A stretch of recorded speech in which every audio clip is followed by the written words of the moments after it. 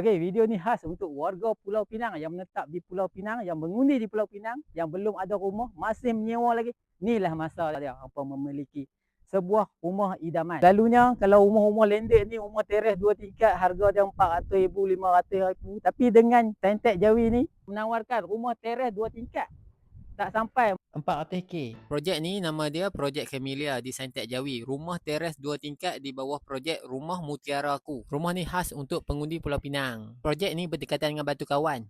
Dengan keluasan 1324 kaki persegi, dia ada 4 bilik tidur, 3 bilik ayak dan 1 balkoni. Harga bermula 346k, anggaran bulannya RM1,469. Yang penting hak milik kekal. Rumah ni berdekatan dengan bank, sekolah, hospital, EcoSafe, Maiden, Lotus, Design Village. Jarak pada sini ke Highway 7 km. Yang paling best, siapa layak join Bonanza beli dan menang dan berpeluang menangi Proton Saga, Honda Wave Alpha dan iPhone 17e. Tempah rumah sekarang dan dapatkan RM200 Petronas voucher. Untuk maklumat lebih lanjut, anda boleh dekat Saintek Jawi Sea Gallery.